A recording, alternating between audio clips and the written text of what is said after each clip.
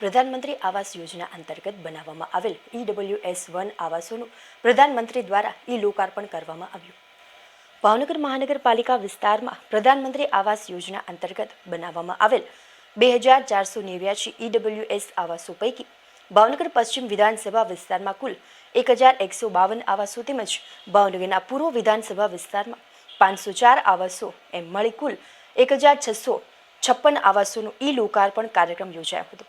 વડાપ્રધાન નરેન્દ્ર મોદી દ્વારા વર્ચ્યુઅલ માધ્યમથી યોજાયેલા આ લોકાર્પણ કાર્યક્રમમાં ગુજરાતના મુખ્યમંત્રી ભૂપેન્દ્ર પટેલ, CR પાટીલ સહિતનાઓ વર્ચ્યુઅલ ઉપસ્થિત રહ્યા હતા.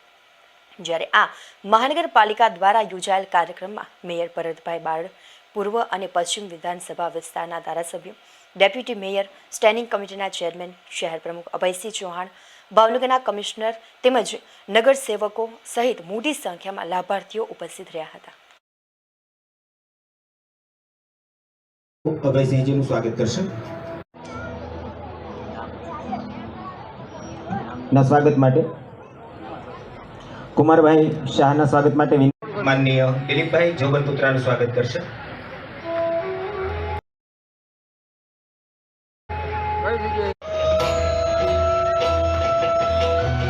PRO ભાનુબેન વાજાને વિનંતી કરીએ કે તેઓ ટાઉન પ્લાનિંગના કરીને કાર્યક્રમને ખુલ્લો મૂકો.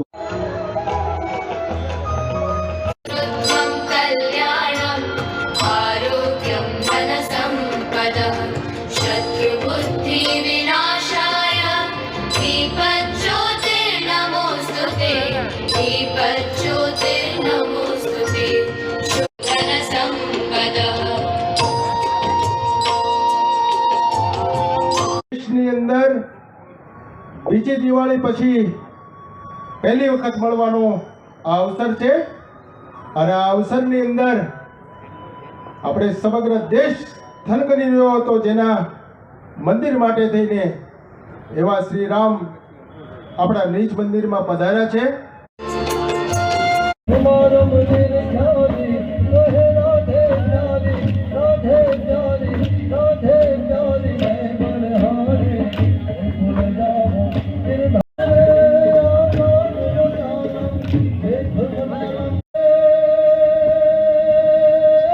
એમની ચાવી અર્પણનો કાર્યક્રમ, અન્ય વિવિધ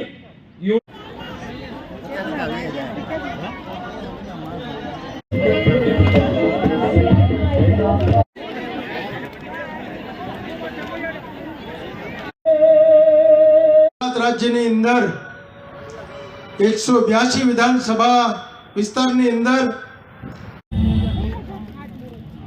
આવો માનનીય પ્રધાનમંત્રી શ્રી ગુજરાતની જનતાને જે ઘરનું ઘર એવી સુંદર ભેટ આપી છે તેના બદલ તેઓનો તાળીઓ સાથે આભાર વ્યક્ત કરીએ. ધન્યવાદ. ઘર માત્ર લોકોને માટે છત. જ્યારે ભારતની સ્વતંત્રતાની શતાબ્દી બનાવીએ ત્યારે વિકસિત ભારત, ઉન્નત અને વિશ્વગુરુ ભારત બનાવવાની તેમની આખું પરિવાર બેઠું છે તમારું. અરે સાહેબ, આજ તો મારે બહુ ખુશીનો માહોલ છે સાહેબ. આજ તો તમારા સાથે વાત કરવા મને મળી છે સાહેબ, તો એવું મને આનંદ મળ્યું છે. તો મને એમ થાય કે ઓહો, આજ તો સાહેબે મને બહુ આમ સાહેબ એવું મને બધી મળી ગઈ છે કે મને ભગવાન સાથે વિકસિત ભારતની સંકલ્પના આપણે પાર પાડવી છે. આજે અમર થઈ જવાય. આ બધા કામો એવા છે કે આપણી હયાતીમાં, આપણી સાક્ષીમાં, આપણી હાજરીમાં આપણા દેશનો નોતે એવી હોઈ શકે. એ દ્રશ્ય કદાચ તમે ત્યાં નીચે બેઠા બેઠા નહીં જો.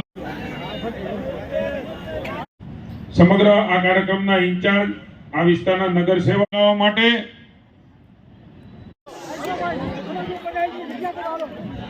લાભાર્થીઓના સંમેલન